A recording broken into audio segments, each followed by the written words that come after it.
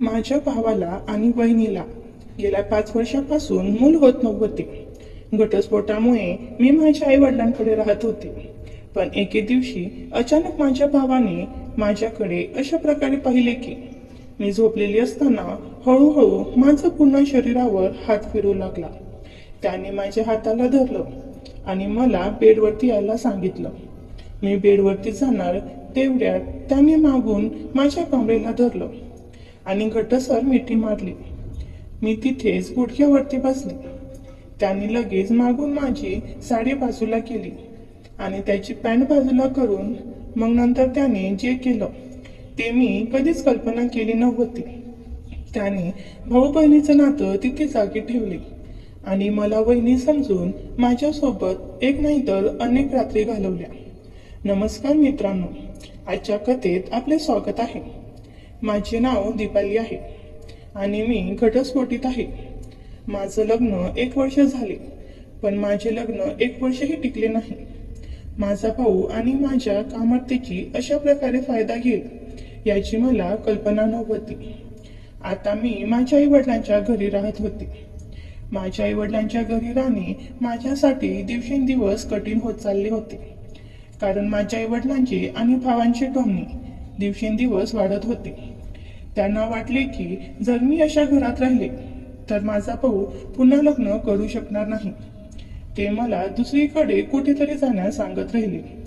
माझं नाईलाज होतं म्हणून मी त्यांच्या ऐकत राहिले, कारण मी माझ्या स्वेच्छेने प्रेमविवाह केला होता आणि तो 1 वर्षही टिकला नाही.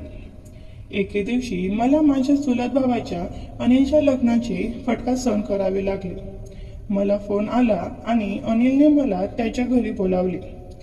त्याला हे देखील माहीत होते की त्याचे मामा आणि काकू किती दूर आहेत. तो म्हणाला, बहिणी कृपया आमच्या घरी या, तुम्हाला इथे शांती मिळेल. मी माझे वैवाहिक जीवन वाचवण्यासाठी खूप प्रयत्न केले, पण माझा नवरा भोळा होता. त्याच्या कुटुंबातील सदस्यांनी त्याच्या मनात माझ्याबद्दल चुकीच्या गोष्टी भरल्या होत्या. त्या गोष्टी ऐकल्यानंतर त्याने मला घटस्फोट दिला. माझे लग्न 23व्या वर्षी झाले होते आणि 24व्या वर्षी घटस्फोट झाला. बरं, मला त्या सर्व गोष्टी पुन्हा पुन्हा आठवायच्या नव्हत्या. म्हणून जेव्हा अनिलने मला फोन करून त्याच्या घरी बोलावले तेव्हा त्या रात्री मी ठरवले की मी आता माझ्या आई बाबांच्या घरी राहणार नाही. म्हणून मी माझे सामान पॅक केले आणि लगेच बसमध्ये चढले आणि त्याच्या घरी निघाले. माझ्या आई वडिलांना मी घरी नको होते, म्हणून काही दिवसात त्यांचा मूड बदलेल असा विचार करून मी अनिलच्या घरी गेले. अनिल विवाहित होता. त्याच्या पत्नीचे नाव अंजली होते. दोघेही पती पत्नी गेल्या 5 वर्षापासून शहरात राहत होते. तो आनंदी संसार होता, पण लग्नाच्या 5 वर्षानंतरही त्यांना मुले झाले नव्हते. ज्या व्यक्तीसोबत मी लहानपणी खेळले होते, ज्याला मी भाऊ म्हणायचे, त्याच्या पंगावर मी त्याच्यासोबत असेन अशी एक रात्र येणार होती. मी स्वप्नातही हे कधी विचार केला नव्हता. अनिल आणि त्यांच्या पत्नीने माझे खूप आनंदाने स्वागत केले. माझ्या स्वतःच्या कुटुंबाकडून मला ज्या प्रकारचा अनादर मिळाला होता, तो अनादर मला अनिलच्या घरी अजिबात मिळाला नाही. तिथे वहिनी माझी खूप काळजी घेत होती. ती मला काय हवे आहे आणि काय नाही हे पाहत होती आणि ऐकत होती. मलाही त्या आनंदी वातावरणात राहण्याचा आनंद मिळत होता. मला कळायच्या आतच अनिलच्या घरी येऊन 5 दिवस उलटून गेले. 5 दिवसात मी नवरा बायकोमध्ये एकही भांडण पाहिले नाही. पण माझ्यामुळे त्यांच्या घरात भांडण होऊ नये म्हणून मी अनिलला म्हणाले की आता मी माझ्या घरी निघून जाते. कदाचित तुम्हालाही माझ्यामुळे वेळ मिळत नसेल. यावर अनिल म्हणाला, आता वेळ काढण्याचा काय अर्थ आहे? आमच्या लग्नाला 5 वर्ष झाली आहेत. अनिलने मला आणखी काही दिवस त्याच्या घरी राहण्याची विनंती केली. मी त्याच्या विनंती नाकारू शकले नाही. त्या रात्री अचानक मला कोणाचा तरी आवाज ऐकू आला. माझी खोली अनिलच्या खोलीच्या शेजारी होती. मी खोलीतून बाहेर पडताच मला अनिलच्या खोलीतून आवाज ऐकू आला.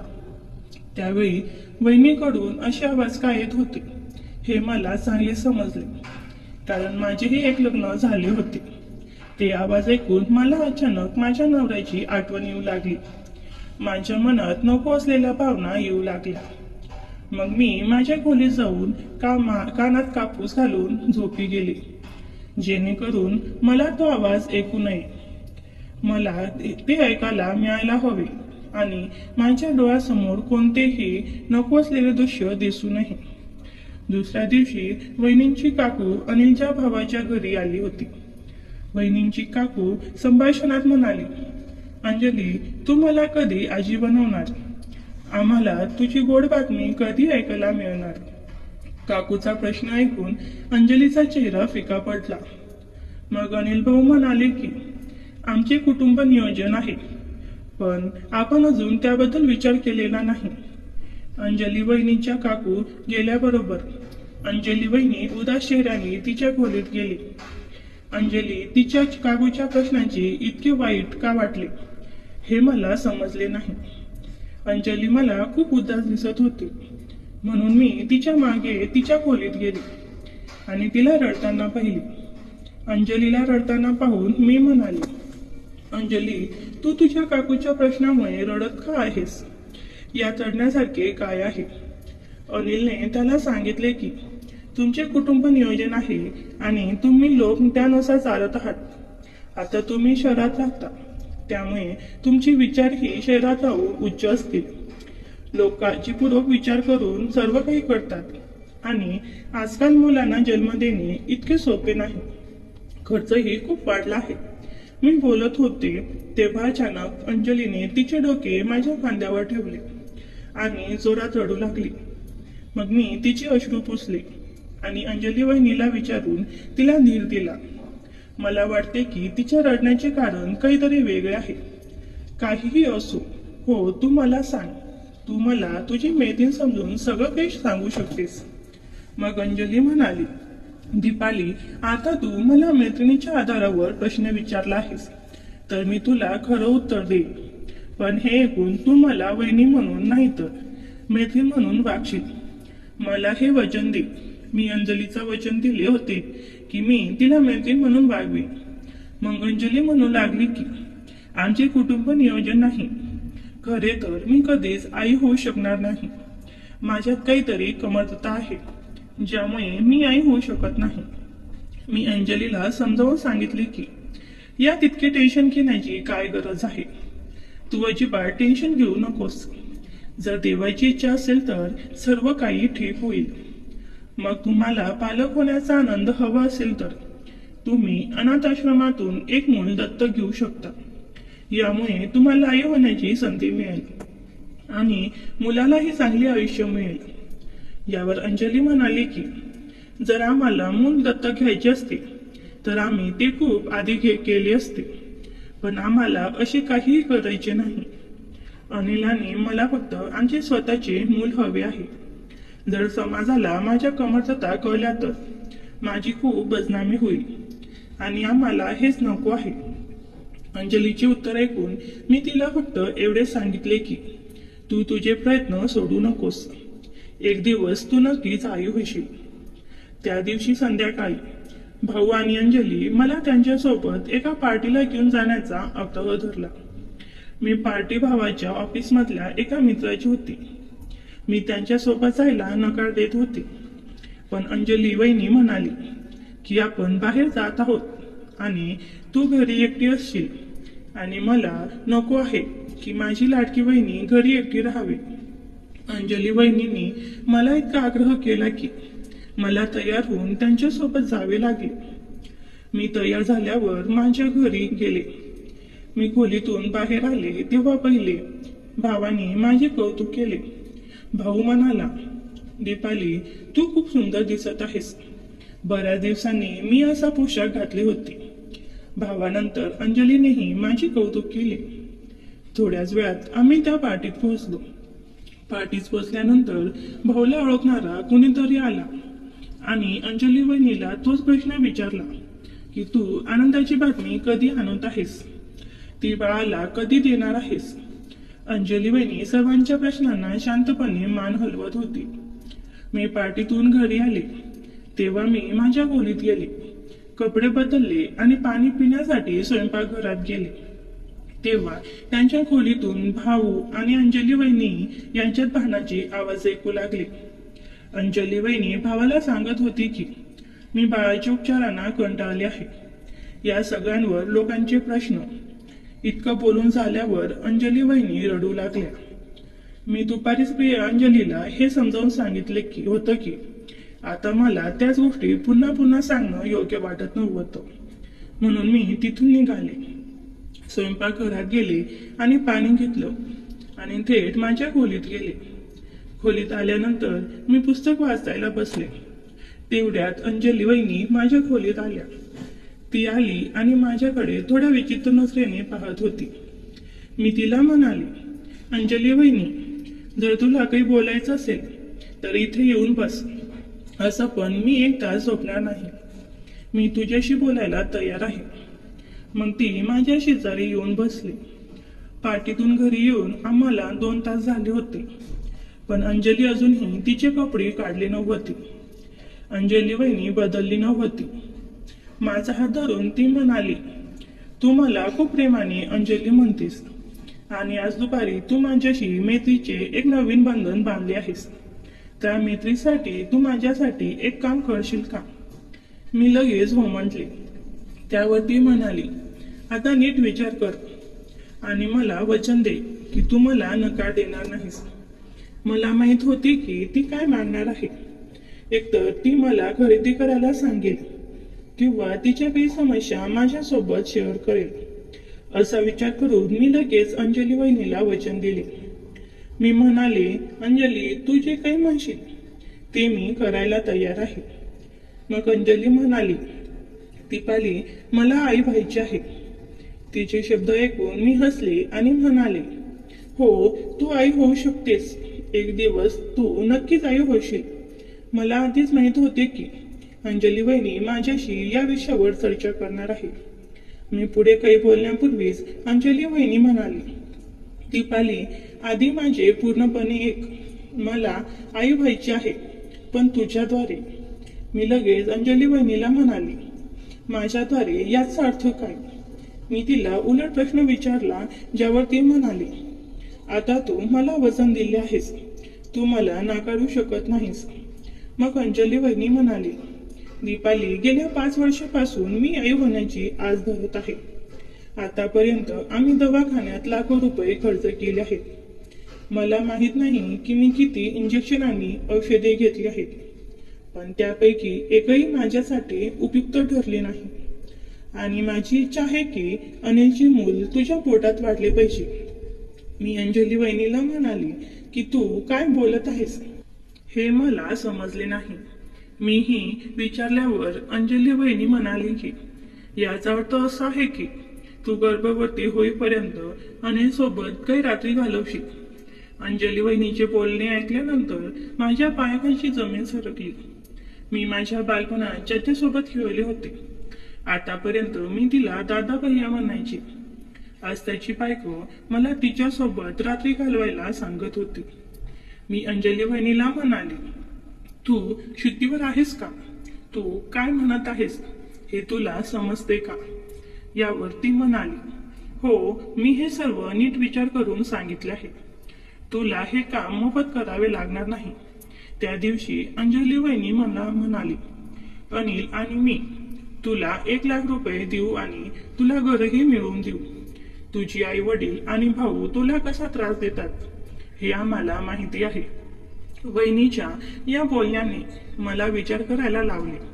मला स्वतःचे ब्युटी पार्लर उघडायचे होते, जेणेकरून मी स्वतः पैसे कमवू शकेन आणि माझे जीवन आनंदाने जगू शकेन. मी माझ्या आई बाबांसोबत जास्त दिवस राहू शकणार नाही. मी त्यांच्याकडून 1 लाख रुपये घेतले आणि एक छोटा पार्लर कोर्स केला. एक मोठ्या पार्लरसाठी एक व्यावसायिक कोर्स करणे आवश्यक होते. या पैशातून मी एक चांगला आणि महागडा व्यवसाय कोर्स करू शकले असते. इतकेच नाही तर मी माझे स्वतःचे मोठे पार्लर देखील उघडू शकले असते, ज्याद्वारे मी चांगले पैसे कमवू शकले असते. शेवटी मी वहिनीचा प्रस्ताव स्वीकारला आणि तिच्या मुलाला जन्म देण्यासाठी तयार झाले. पण मी वहिनीला विचारले की भैयालाही या सर्व गोष्टी माहीत आहे का? तेव्हा वहिनी म्हणाली की तुझा भैयाही यासाठी तयार आहे. आणि हो, आजपासून त्याला भैया म्हणू नको. अनिल मग मला भैयाच्या खोलीत घेऊन गेली. मला पाहून भैया उभा राहिला. अंजली त्याला पाहून हो मध्ये मान हलवली. मग भैयाने मला विचारले की अंजली, तू खरोखर तयार आहेस का?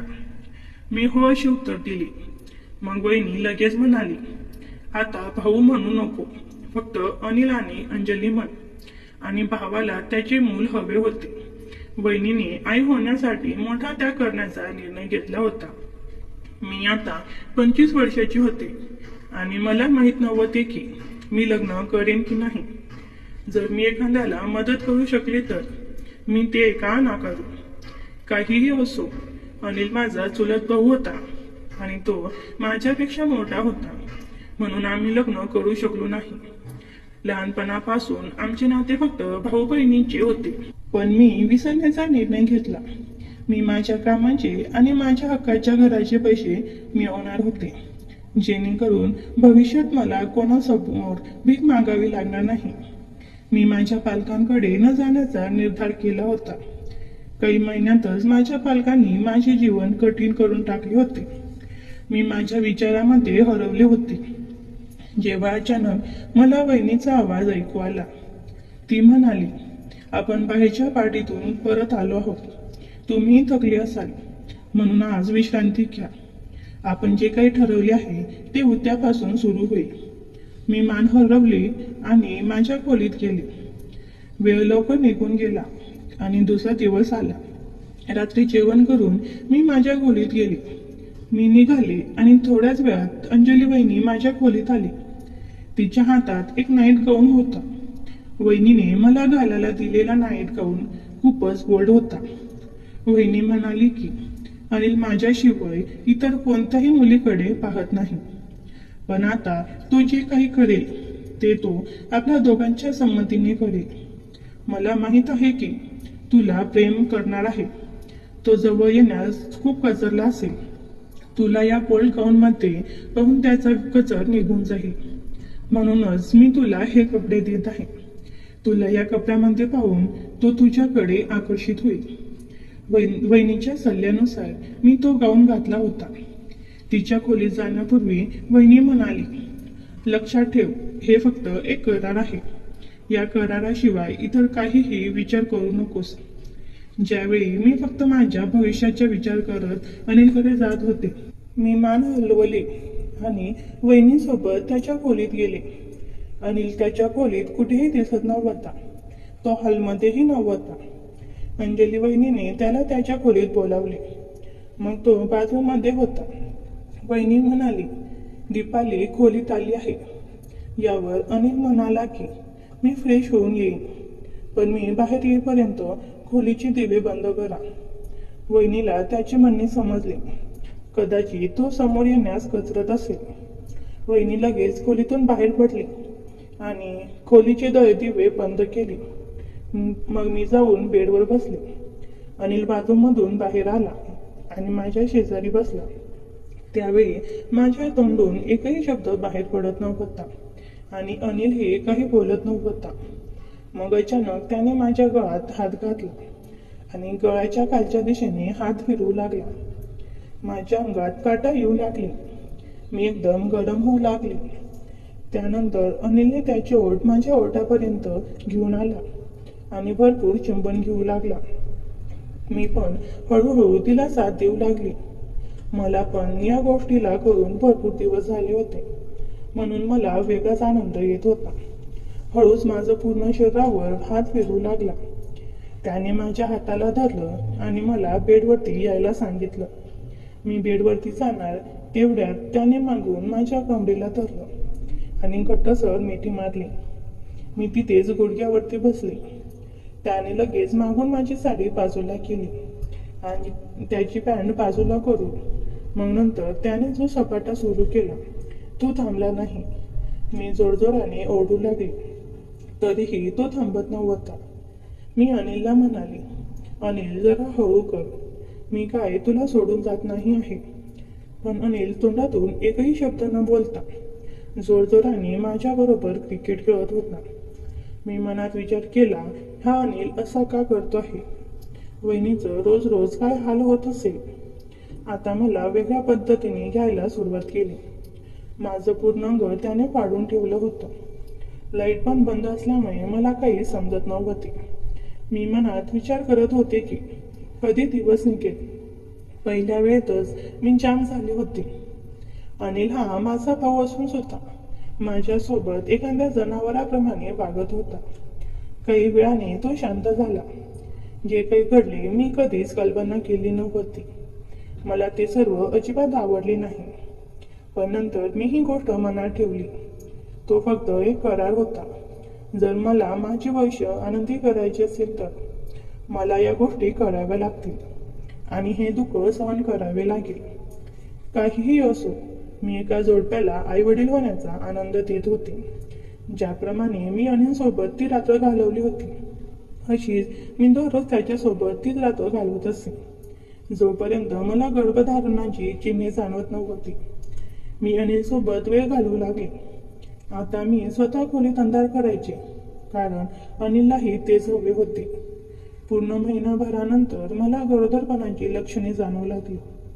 मला मसालेदार अन्नाची इच्छा होऊ लागली आणि चक्कर येऊ लागली. अनिलचा एक मित्र डॉक्टर होता. अनिल मला त्याच्या मित्राच्या रुग्णालयात तपासणीसाठी घेऊन गेला. डॉक्टरने मला माझ्या गरोदरपणाची आनंदाची बातमी सांगितली.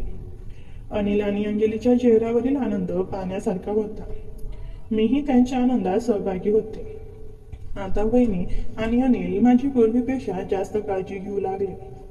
अनिलची माझ्याबद्दलची काळजी खूप वाढली. त्याने सर्व नातेवाईकांना सांगितले की अंजली वहिनीला दिवस गेले आहेत. त्याचा वरचा मोठा डाग लवकरच पुसला जाणार होता. तो त्याच्या पत्नीला मूल झाल्याचे निमित्त करत असला तरी गावातील काही बाया बहिणींना वांस म्हणू लागल्या होत्या. लवकरच तिच्या हातात मूल देईल. तिला या टोमण्यापासून मुक्त करणार होती. शहरात त्याच्या घरी फारसे नातेवाईक येत नसत. जो कोणी आला तरी अनिल तिला सांगायचा. आता अनिल ऑफिसला गेल्यावर तो घराला बाहेरून कुलूप लावायचा, जेणेकरून कुणी घरात आले तरी तो कुलूप पाहून परत यायचा. असे केल्याने मी कोणासमोर येऊ शकत नव्हते आणि वहिनींची पोट दिसण्याचा प्रश्न उद्भवत नव्हता. त्यामुळे तिला कोणत्याही प्रश्नांना तोंड द्यावे लागत नव्हते. कधी कधी वहिनी काहीतरी खरेदी करण्यासाठी बाहेर जायची. यासाठी तिने ऑनलाईन बनावट पोट मागवले होते, जे ती बाहेर जाताना तिच्या पोटावर लावायची, जेणेकरून ती गर्भवती दिसायची. वहिनीने आधीच पुढील तयारी केली होती. मी माझ्या पालकांना सांगितले होते की मी शहरात नोकरी करत आहे आणि मला त्याच्या घरी परत जायचे आहे. ते योग्य नव्हते आणि मला हे आधी समजले होते. डॉक्टरांनी मला पहिले 4 महिने खूप काळजी घेण्याचा सल्ला दिला होता. हळूहळू 5वा महिनाही गेला आणि 6वा महिना सुरू झाला. आता माझी पोट दिसत होते. मी गरोदर असल्यापासून अनिल आणि बहिणींनी मला त्याची खोली राहण्यासाठी दिली होती, कारण त्यात एसी होती. ते मला सर्व प्रकारच्या सुविधा देत होते. रात्री अचानक मला असे वाटू लागले की कुणीतरी माझ्याकडे वारंवार येत आहे. एका रात्री मी पाहिले की अनिल माझ्या पोटाजवळ बसला होता. तो माझ्या पोटाला हात लावत होता. तो एक बाग होता, जो त्याच्या मुलाला अनुभवत होता. म्हणून मी त्याला काही बोलले नाही. हे काही दिवस चालू राहिले. गरोदरपणामुळे कधी कधी मला रात्री झोप येत नसे आणि अचानक खोलीतील छोटीशी लाईटही बंद व्हायची आणि मग मला कुणीतरी माझ्या जवळ येत असल्याचे जाणवायचे. माझ्या जवळ येणारी व्यक्ती दुसरी तिसरी कोणी नसून अनिल होता. त्या घरात तो एकटाच पुरुष होता. माझ्या पोटाला हात लावत असताना तो अचानक माझ्या खूप जवळ आला. तो माझ्यासोबत वर खाली करायचा प्रयत्न करायचा. एक रात्री त्याने माझ्यासोबत काहीतरी अनुचित वागण्याचा प्रयत्न केला. मी वहिनीला याबद्दल सांगितले आणि ती म्हणाली, बकवास करू नकोस. अनिल रोज माझ्या शेजारी झोपतो. त्याला माझ्यापेक्षा आपल्या मुलाची जास्त काळजी आहे. जर त्याने तुला काही केले असते तर तू दोषी ठरला असतास. माझ्यासमोर उभी राहून तुला इतकं बोलायला नको होतं. वहिनीला माझं बोलणं खोटं वाटू लागलं होतं. पण आता अनिल रोज माझ्याकडे येऊ लागला होता. वहिनीने मला समजावून सांगितलं होतं की हा फक्त आपला व्यवहार आहे, पण ती तिच्या नवऱ्याला हे समजावून सांगायला विसरली होती. अनिल माझ्यावर प्रेम करायला लागला होता. जरी तो माझ्यावर प्रेम करू लागला असला तरी मी त्याच्यावर प्रेम करत नव्हते. एके रात्री अनिल पुन्हा माझ्या खोलीत आला. त्यावेळी खोली पूर्णपणे अंधारात होती. तो माझ्या जवळ आला आणि माझ्या शरीराला स्पर्श करू लागला. मी वारंवार त्याला माझ्यापासून दूर ढकलत होते, कारण मी माझ्या जडपोटाचे संतुलन राखू शकत नव्हते. आणि त्याचवेळी अनिलच्या हालचाली सुरू झाल्या होत्या. माझ्या मनात वेगवेगळे विचार येत होते. मी त्याला वारंवार सांगत होते. ते म्हणत होते की तू काय करतोस, पण तो काहीही न बोलता त्याचे काम करत राहिला. माझ्या शरीराला हात लावत तो माझ्या छातीवर दाबू लागला आणि खाली काम करू लागला, ज्यामुळे मला खूप वेदना होत होत्या. दुसऱ्या दिवशी सकाळी वहिनी माझ्या खोलीत आली. तेव्हा सकाळी 9 वाजले होते. मला बेडवरून उठावे लागले. ते कठीण होत चालले होते. वहिनीने माझी अवस्था पाहिली आणि मग ती माझ्याकडे आली आणि मला बेडवरून उठण्यास मदत केली. त्यावेळी माझ्या पोटात खूप वेदना होत होत्या. मी उठले तेव्हा मला दिसले की माझा बेड खराब झाला होता. हे पाहून वहिनीही खूप घाबरली. तिने मला ताबडतोब हॉस्पिटलमध्ये नेले, जिथे माझे उपचार सुरू झाले. डॉक्टरांनी माझी तपासणी केली आणि मी वहिनीलाही तेच सांगितले जे मी आधी सांगत होते. डॉक्टरांनी योग्य औषधे दिले, ज्यामुळे परिस्थिती काही प्रमाणात नियंत्रणात आली. पण डॉक्टरांनी सांगितले की हे पुन्हा घडू नये, अन्यथा बाळ आणि आई दोघांचेही जीव धोक्यात येऊ शकतात. गर्भवती महिलेची योग्य काळजी घेतली पाहिजे आणि चुकूनही तिच्यावर पुन्हा उपचार करू नयेत. डॉक्टरांनी वहिनीला स्पष्टपणे सांगितले होते की नवऱ्याने तिच्यासोबत असे काही करू नये. मग आम्ही घरी परतलो. आता वहिनी पूर्णपणे शांत होती. मग मी आधी संभाषण सुरू केले. मी तिला म्हणाले, वहिनी, काही दिवसापूर्वी मी तुलाही असे सांगितले होते की अनिल रात्री माझ्या खोलीत येतो. तो फक्त माझ्या पोटालाच हात लावत नाही, तर इतरही काही गोष्टी करतो. तो चुकीच्या गोष्टी करण्याचा प्रयत्न करतो, पण तू माझ्यावर विश्वास ठेवला नाहीस. आज डॉक्टरांनी जे सांगितले त्यावरून तुला समजले असेल की मी खोटे बोलत नव्हते. मग वहिनीने माझी माफी मागितली. ती मला म्हणाली की दीपाली, मला माफ कर. मी तुझ्या बोलण्याकडे लक्ष दिले नाही. मी चुकी केली. माणसाची जात कधीही बदलू शकत नाही. मला माझ्या प्रेमावर आणि अनिलवर पूर्ण विश्वास होता. तो असं काही करू शकेल असं मला कधीच वाटलं नव्हतं. आज सकाळी तो लवकर ऑफिसला गेला होता, त्यामुळे या गोष्टी त्याच्या लक्षात आल्या नाहीत. पण आता मी त्याला रंगेहात पकडेन आणि त्याला नक्कीच प्रश्न विचारेन. वहिनीने मला पाठिंबा दिला आणि तिला गरोदरपणात माझ्यासोबत काय घडत होतं ते सांगितलं. मला हे देखील समजले की मी कधीच विचार केला नव्हता की अनिल असे वागेल. गरोदरपणातही मी अशा चुकीच्या कृत्यांना बळी पडत होते. आज रात्रीही मला त्याचा हात माझ्या बोटावर जाणवत होता. मग काही वेळाने अनिल पुन्हा अनुचुकीत गोष्टी करू लागला. मग जेव्हा त्याने माझा गाऊन खालून सरकला तेव्हा मी जोरात ओरडू लागले. आज अनिलने सर्व मर्यादा ओलांडल्या होत्या. त्याने माझ्या तोंडावर हात ठेवून माझा आवाज थांबवण्याचा प्रयत्न केला. तेवढ्यात खोलीची दिवे लागली. दिवे लागताच तो त्याच्या चेहऱ्यावर हात ठेवून माझ्यापासून दूर केला. मी स्वतःला सावरत बेडवरून उठले. मग समोरच्या व्यक्तीला पाहून मी आणि वहिनी घाबरले. माझे डोळे अचानक उघडले, कारण तो अनिल नव्हता, तर त्याचा मित्र होता. काही महिन्यापूर्वी अनिल मला आणि वहिनीला त्याच्या मित्राच्या घरी पार्टीसाठी घेऊन गेला होता. तोच मित्र माझ्या खोलीत होता. वहिनीने त्याला जोरात मारले. मग तो सगळं सांगू लागला. तो काहीतरी बोलत असताना अनिल तिथे आला. अनिल त्याच्यासोबत इथे होता. तो त्याच्या मित्राला पाहून आश्चर्यचकित झाला. त्याने त्याच्या मित्राची कॉलर धरली आणि त्याला तिथून घेऊन जाण्याचा प्रयत्न केला. पण वहिनीने अनिलला थांबवले आणि म्हणाली, तो इथे कसा आला आणि कधीपासून इथे येत आहे. मी या दुष्टाला हे सर्व नकळत इथून जाणून देणार नाही. अनिल त्याच्या मित्राला काही बोलू देत नव्हता. असे वाटत होते की अनिलचा यात हात आहे. मग वहिनींचा आवाज इतका मोठा झाला की अनिललाही जाऊन एका कोपऱ्यात उभा राहिला. अनिलच्या मित्राचे नाव मनोज होते. वहिनीने त्याला विचारले तेव्हा तो म्हणून लागला की अनिलने मला या खोलीत येण्याचा दुसरा मार्ग दाखवला होता. अनिलने मला या खोलीत आणले. मी हे सर्व दीपाली सोबत पाहिले. मी हे पहिल्यांदाच करत नाही. हे सगळं दीपालीला गर्भवती करून सुरू झालं.